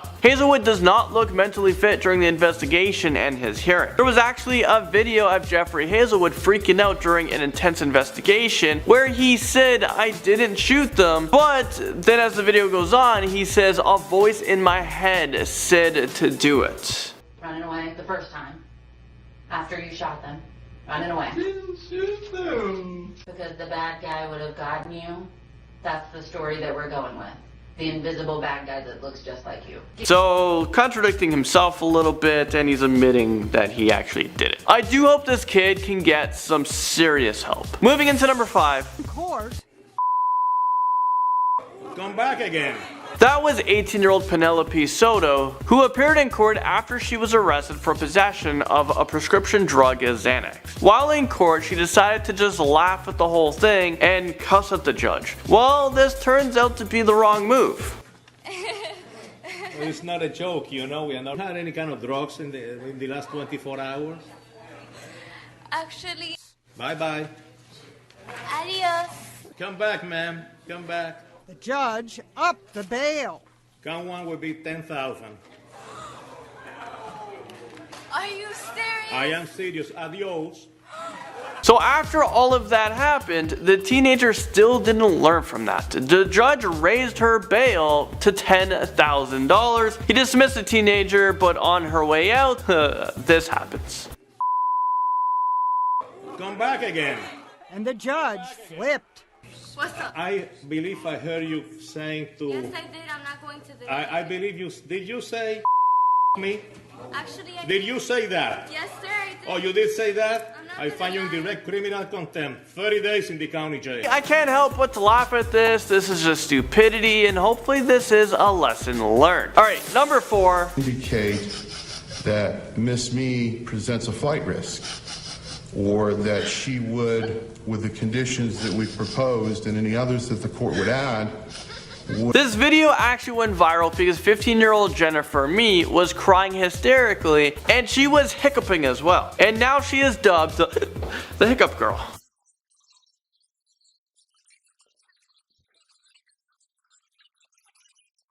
Piers Morgan actually interviewed the Hiccup Girl, talking about the crimes that she committed. She was given a life sentence without the possibility of parole, and this is for a gunshot murder despite not actually pulling the trigger herself. Jennifer Me was just with the wrong crowd of people.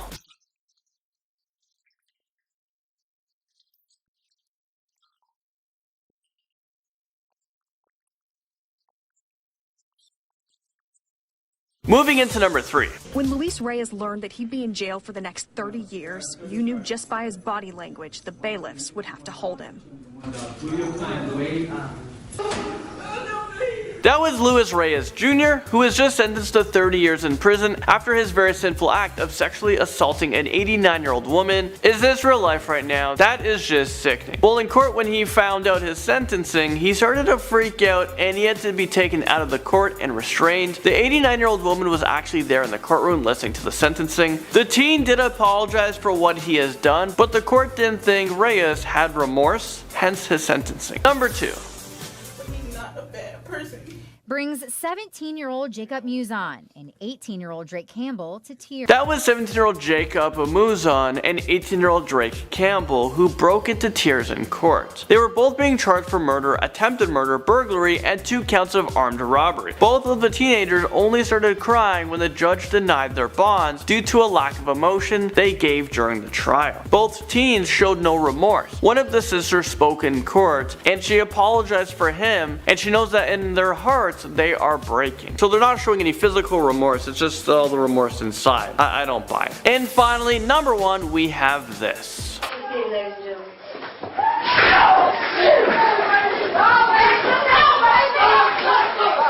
That actually sounded like a gunshot went off. I was actually really afraid when I watched this video. I was like, what the heck just happened? Well, that was 19-year-old Dexter Johnson from Texas, who had to be restrained from police officers after he decided to lunge towards the victim's family. I mean, haven't you done enough? This came just after he was sentenced to death, so he thought, you know what, there's nothing else to lose, let's just go hurt some more people. Luckily, there was like 30 officers in that room. One of the county court deputies actually tackled, like he lunged and tackled Johnson to the ground. And that happened just before he was able to attack the family members. Let's start off at number 10 with the teenager who you saw in the intro. Well, that was Conrad Schaefer, who was sentenced to life in prison for a double fatal shooting spree that he went on back in 2013.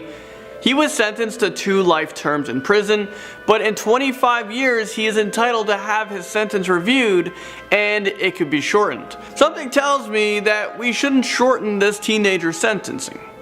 My family and I had no intention to forgive the guilty because of such a heinous and brutal crime that was done to my grandson. This teen went on a murdering spree, killing as many people as he could, but for some reason he's asking for leniency. I mean, buddy, did you give leniency to all the people that you gunned down? So he asked for leniency, pleading that he is sorry for what he has done. I don't know if I was in your position, I feel the same way.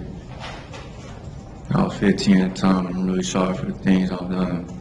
And I know I did wrong, and I know my apologies don't mean nothing to you. I know it ain't gonna change how you feel about me, but I just feel like I need to apologize, and I really am sorry for what I've done.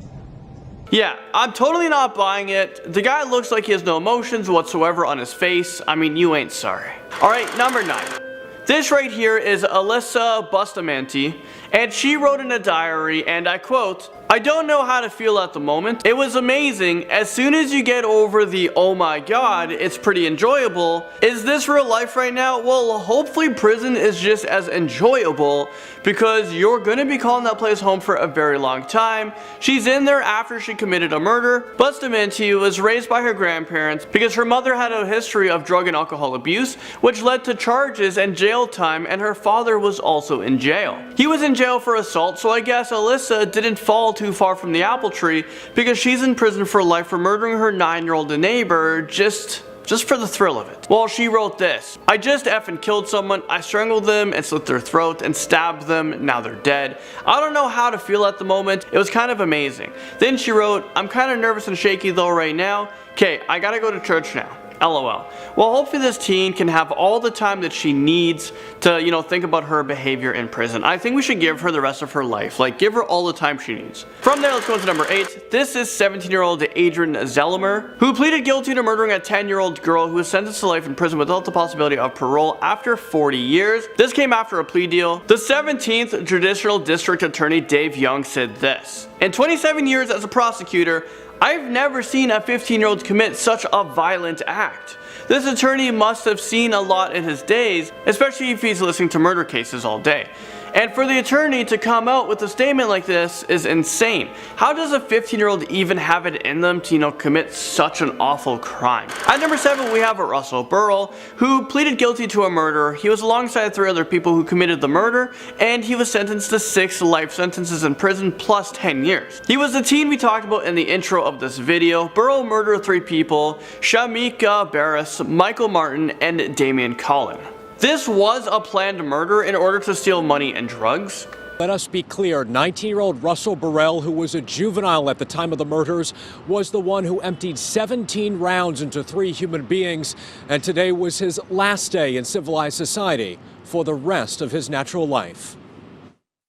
Alright, number 6. We have Shane Thompson, who was 17 years old at the time he committed murder, while he was sentenced to 110 years in prison. And pleaded guilty to murdering 39-year-old Evelyn Njai during a September 25, 2013 robbery attempt at this Rickers BP located on West 38th Street. So that wasn't the only crime he committed. He was charged and convicted of murder, robbery, and sexual assault. Prior to that, Thompson broke into the home of this woman and sexually assaulted her while her husband and sons were held at gunpoint. This is so sickening. It's hard to even read this. This teenager deserved every moment of that 110 years prison sentence. Thompson is obviously not a normal person. When he was sentenced, he seemed pretty happy about it. The man he killed, Derek Thomas, has that story. Why is this guy smiling? Number 5. 17-year-old Raceland Martin entered the courtroom handcuffed with his feet in shackles. He sat and appeared to be listening intently to testimony, occasionally nervously looking. That was 17-year-old Raceland Martin, who murdered his grandfather with a hatchet. Martin was 15 years old when he planned the murder of his grandfather. When this kid was in court, he was shaking like crazy. The defense, however, arguing his client did not have a normal upbringing, functioning as an adult when he should have been treated like a child. I don't know if you guys saw that, so let's take a look again. As an adult when he should have been treated like a child. Why is this teenager scared now? Martin received a life sentence and he'll spend the rest of his life behind bars. He has a chance of setting the record for being the longest serving inmate in prison because he committed an awful crime at such a young age. And he's not getting out until he passes away in prison. So let's see if he can set the record. Number 4, we actually have someone else who killed an elderly person. This right here is 17-year-old teen who murdered 98-year-old Margaret Douglas. She was in her home when the incident happened, and the teenager tried to hide her body in the closet. In court, he tried to apologize for what he did. I'm so sorry for what I did. I constantly live in regret and shame because of it. It's been 9 months since these hands committed those acts on... The only reason why the teen is apologizing is because his lawyers told him to in an attempt to get a reduced sentencing. But luckily, it never worked. Those fake tears, the words did nothing for him. He was sentenced to life in prison without the possibility of parole. Number 3, we have Savon Schmuss, who pleaded guilty to killing his half-sister. Schmuss was only 16 years old at the time when he murdered her in their home. He murdered her and dumped her body near a lake so no one could find out. He tried to get away with the crime. Photos of her smiling face and memories. A young life taken away at the hands of a half-brother who her family says she loved. He was convicted and sentenced up to 100 years in prison, so because he took a plea deal, he does have a chance of being released from prison when he's 116 years old. This teen has no sympathy whatsoever, so you know what, why should we? If you can live to 116, then we'll let you out. No problems there. In court, he was asked if he has anything to say, and he just said no. Number 2.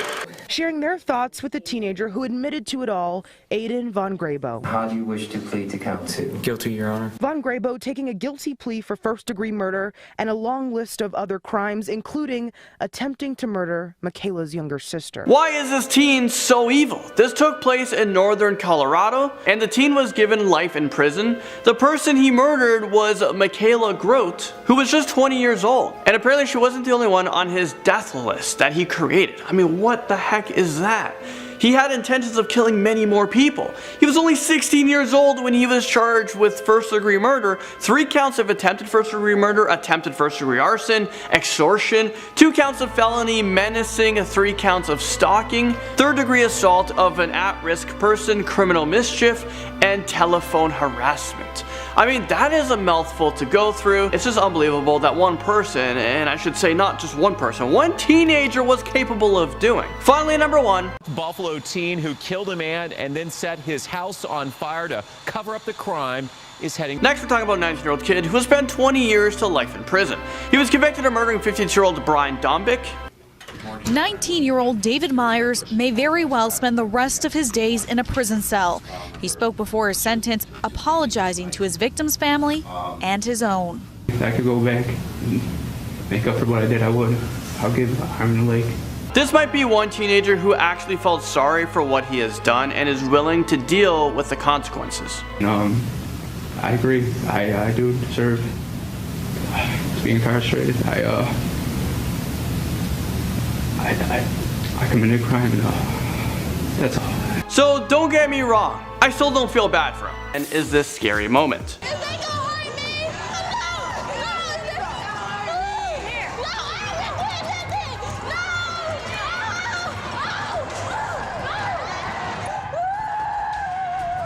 Okay, did you guys see how petrified she was? It's funny because the introduction video made her look so tough, but as soon as she saw the inmates tapping on the glass, she was ready to tap on out of there. I'm flat with my style and I'm ghetto with my own.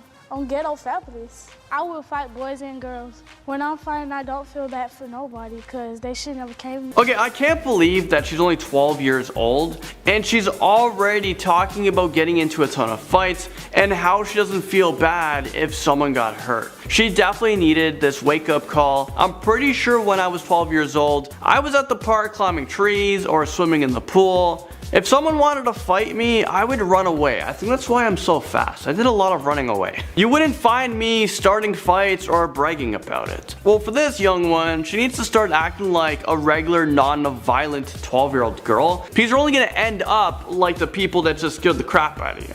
So hurry up, tap on out of there, and change your life around. Next up on this list, at number 9, we have a teenager who spat on an inmate. I'm pretty sure this is common knowledge, but you should never spit on an inmate because you're asking for trouble. First of all, you don't know what they're in for. It could be for murder. And secondly, what if they spit on you too? You don't know what kind of bacteria is in their saliva. But let's take a look at how this situation went down.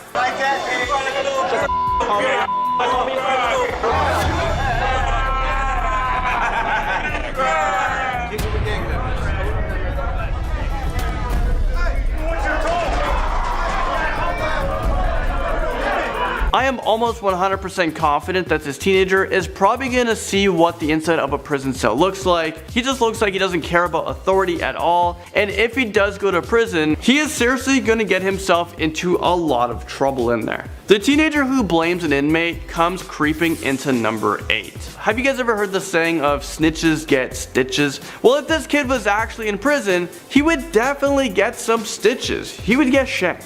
Where'd you get him from? He told me hold him. Who told you? Who told you? Who? My dad. Which one? I know you ain't talking. Let's show you ain't trying, Cindy. Let's show you ain't trying. This kid was holding about 7 knives, and he told the counselor that his other prison inmate told him to hold onto them. That's when the prison inmate freaked out and went lunging at the boy. I don't think I would be blaming anyone who is capable of snapping me into 2 pieces. Better yet, I definitely wouldn't agree to hold his dirty knives in the first place. I think that's just common sense. It's like, hey, can you hold this gun? It's a murder weapon, but just hang on to it for a little bit, you know? Get your fingerprint, And now at number 7, we have an inmate who refuses to leave the cell. 2, 3. Stand up. Stand up. You don't have a choice when you're in here. You do what you're told. It's not up to you where you're housed. You don't want to move? We'll make you move like this.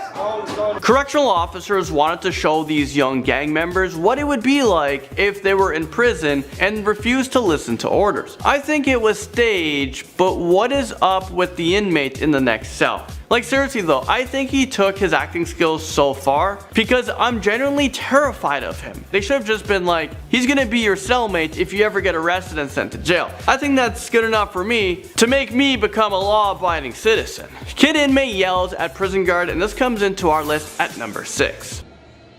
Huh? Let it happen. You soft, boy. Scared. You soft. Away from me. What you gonna do? You're already crying. Look at What you gonna do about What I tell you, I'm gonna laugh at you now. What you gonna do about it? Okay, honestly though, these kids are braver than I would ever be if I was put into a prison just for a day. I would have lost my mind after a minute. I see one inmate and I'm freaking out already. I would be paranoid. You'd probably see me crying my eyes out and begging to be released. I'll be good forever, I promise. I will never jaywalk again. Well, this psycho kid was laughing when the guards were yelling at him, and he actually yelled back. He did have some tears in his eyes, so I guess the program was working a little bit, but he was also very defiant, and I think he was on the verge of punching the officer out and getting himself, permanently into the program. He'll be on Beyond Straits as the prisoner next time. Inmate gets physical with a teen, and this brings us to number 5. No,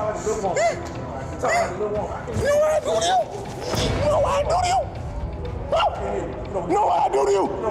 Do you know what I do to you? Do you know what I do to you? This teenager was brought to a federal court because he was caught sneaking into people's homes and stealing their stuff. When they entered the prison, the teenagers have to wear a sign that says what kind of crime they committed. So when an inmate heard about these kids bragging about their petty crimes, He got really physical with them. He even dragged this kid over to a gross toilet and forced him to stick his head in it. I'm pretty sure if an inmate did that to me, I would never commit any crimes anymore. So I guess this scare tactic would be extremely effective. Gross, but very effective. And now at number 4, we have an inmate who tries to attack a kid. Up off me, man. Grab that home, dog. You's a bitch ass. I'd have beat your ass. Man, let me go, man. Man, let me go, man. I'd have beat your ass. Is this real life right now? Yeah, I don't think this inmate got the memo that they're actually not supposed to hurt these kids. You know, there's cameras everywhere, this is a show. I'm pretty sure that the inmates selected to participate in the program are supposed to get some incentives, and they're supposed to be well-behaved criminals in jail, but I think the producers messed up with this one when they selected this inmate. You can tell that he still has a lot of anger issues to deal with, and I bet he was punished for almost attacking this young kid. Inmate tries to break into cell, and this scary moment makes its way into number 3.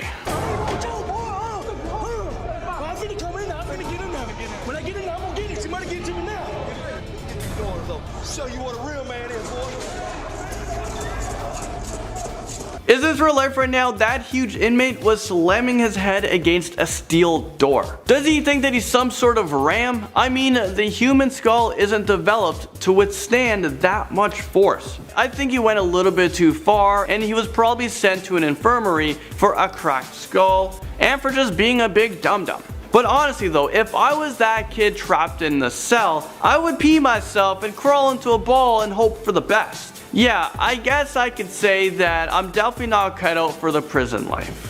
Things get feisty in at number 2 when a teenager tries to punch a corrections officer. Corporal Kano! 2 Corporal Kano! Hey. Get up. Turn around. Turn her around. Cover up. Cover up. Turn around, put handcuffs on her, that's all you can do. Yeah, you should never punch a guard in prison. That's probably the worst thing you can do. I'm pretty sure that's like the #1 rule, because you can be charged with assault and battery against a police officer and you'll get more time added to your sentence. But this little punk girl thought that she was really tough when she tried to take a swing, but she was very lucky that the corrections officer was able to dodge it. I wonder what happened to her after the incident. I bet she was taken to have a tour of solitary confinement. Here, let me show you what it looks like if you were stuck in 4 walls, and I'm gonna leave you here for like a few days. Let's see if you'll punch anyone ever again. Alright, topping off our list, in at number 1 with a crazy inmate. I think we've done it again. We've saved the best for last. Okay, but seriously guys, Hannibal Lecter has nothing on this inmate.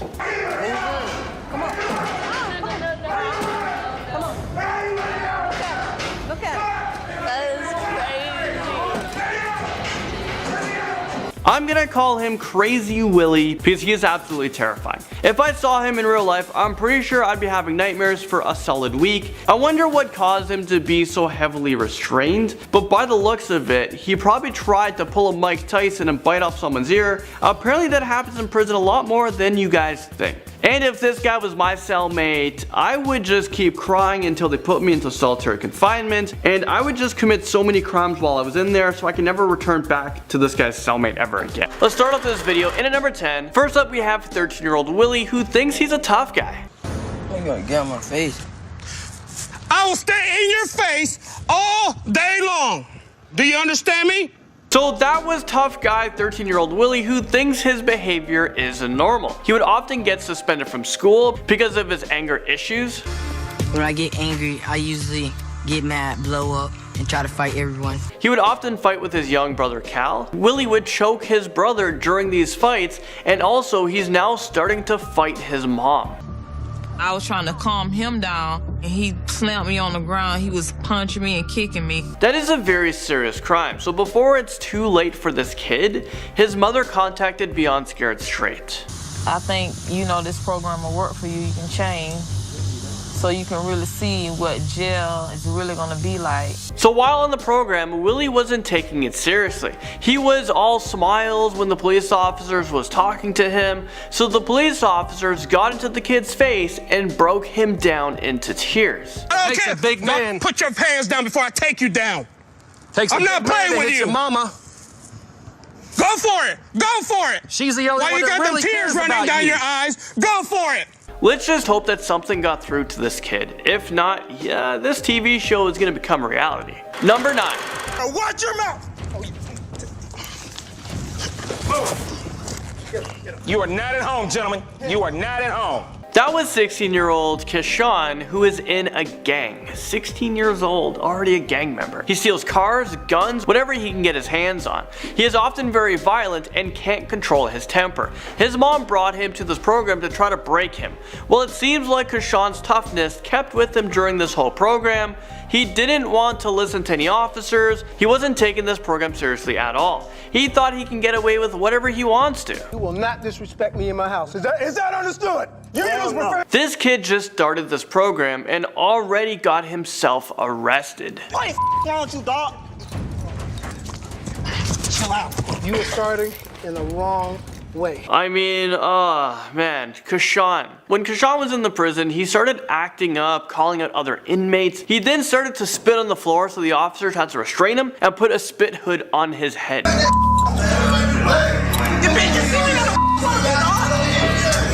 It's a spit hood. Spit hood. Sit back. Moving into number 8. My name's Anthony. I'm 19. I smoke, I drink, I steal.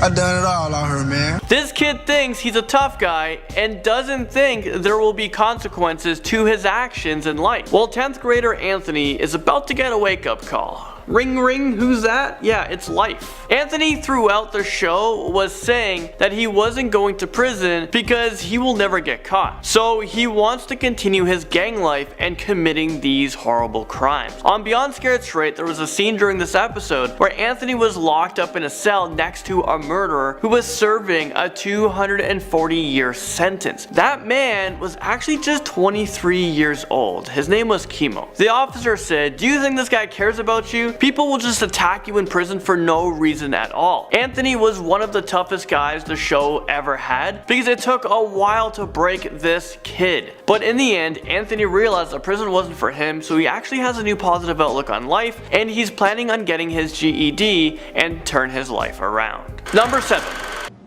don't know who you're talking to. You're not talking to me, miss. I don't care if you got a badge or a gun. I don't give a Really? Yeah. Is this real life right now? This teen is for sure going to be going to prison like very soon. Well, that was 15-year-old David, who has been charged for violence on his own family. David has a very bad temper, which seems to be the common element with all of these teenagers on this show. David breaks things in his house. He punched his mom's vehicle in the front glass windshield. This guy has no regard for anything. David's mom called a police officer after her window was smashed. 8 cop cars appeared, and David was telling them all off. David started throwing things and said, "You want a reason to arrest me? Well, here it is."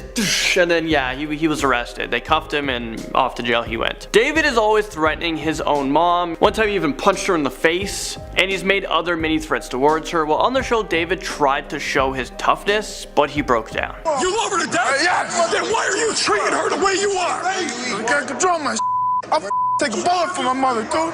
Yeah. Number 6, we have this.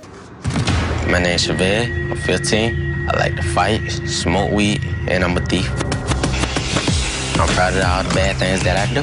That was 15-year-old Travis, who has huge anger issues.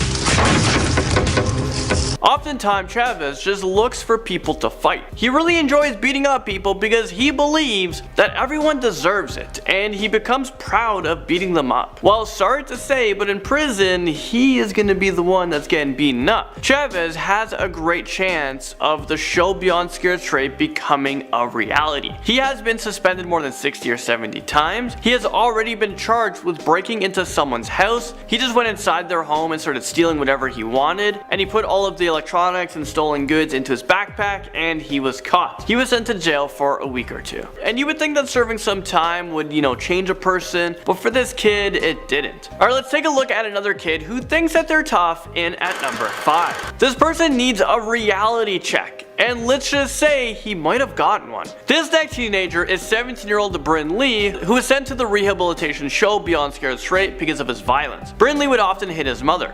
During the beginning of the show, the kid was acting all tough and was saying that he's not afraid of anybody. Be my straight up, and I'm a maker. What you looking at? Do something. You ain't gonna do. Expect your mama? Yeah. Well, there was one woman on the show who was in jail. She seemed to get through to this kid. Times. Them boys would love to have your punk. Maybe you can talk to these other kids like that, but I damn sure ain't scared of you. I don't want you to be scared of me, baby. I promise you I don't. I just want you to realize where your life is headed, honey. After this conversation, both of them actually hugged it out. After the show was complete, Bryn Lee changed his ways and realized the path he was on, and he apologized to his mom.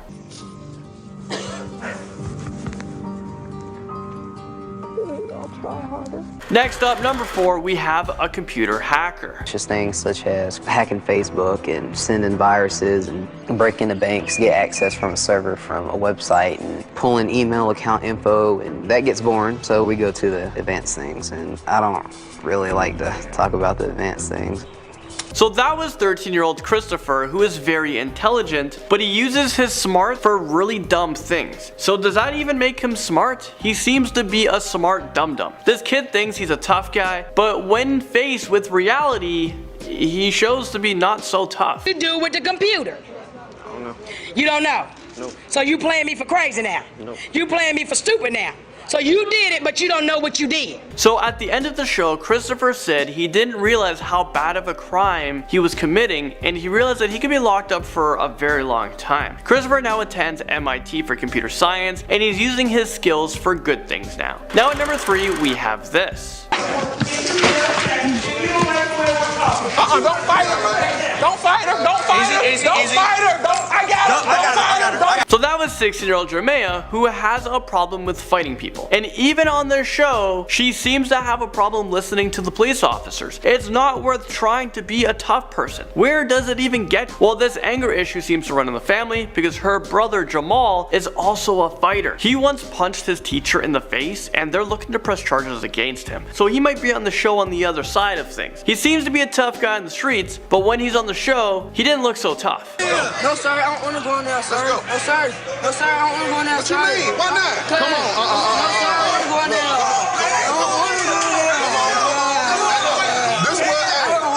This kid literally broke down in tears, and sorry to say, but if this was real life, buddy, your life in prison would be a very tough one. People are going to bully and fight you every single day because they see weakness. So maybe being tough isn't what you want. He seemed to be shooken up from this show, so hopefully he learned something. Number 2 is shocking. You're about to see 14-year-old Jasmine. She enjoys smoking weed, she snorts pills, she takes a lot of hardcore drugs. Jasmine is high all the time. She sneaks out of her parents' house and has a very bad temper. Currently, Jasmine lives with her grandma because her mother, well, she's currently in jail. So this is like a mother-like-daughter situation. For some reason, Jasmine believes that even with the path that she is on, that she's never gonna end up in jail. My mom, she just got locked up. Not going to jail. You know what? Your mother said that over and over again. And she's been in and out for the past 4 years. Well, during the show, something shocking happened. Jasmine's mother appeared on the show unexpected, and her mom had a chance to talk to her daughter. Stand up.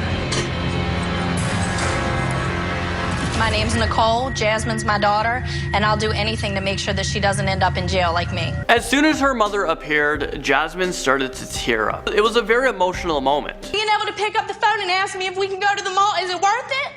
Is any of that worth it? Any of it? No. I would trade every name brand thing that you had just to be able to come home for a day. And finally, at number 1, we have this kid right here. My name is Brandon. I was brought on a jail tour because I was fighting robbing people, selling drugs. So that was Brandon. He was very mouthy on the show. One part, he told the officers that he loved touching women, and how if the officer had a daughter his age, she would be on his team. Well, Brandon was actually able to piss off the officer. Pretty sure this is one person that you don't want to be pissing off. Brandon has to realize that prison is the direction he is going into if he continues on this path. And he also has to realize that the show is very laid back in comparison to actually being in prison. If he told the officer he would bang his daughter, he would probably get thrown into solitary confinement where he is going to be broken. Also, if he melts off to another inmate in there, there's no telling what can happen. Brandon was actually so bad, the show kicked him out. The officers on Beyond Scared Straight realized that they weren't getting through to this kid, and they're just gonna see him very soon. They'll deal with him with no cameras rolling. Step out. I'm done with you. So tough. How old are you? 16. I'll see you in 1 year. Well, after the show, it was shocking. Brandon was, right after the show, he was sort of the same, but as time went on, Brandon started to change his ways. He changed his attitude around, and he started to calm down and realize what the program taught him in the short time that he was on it. Getting kicked out made me realize it was time for a change.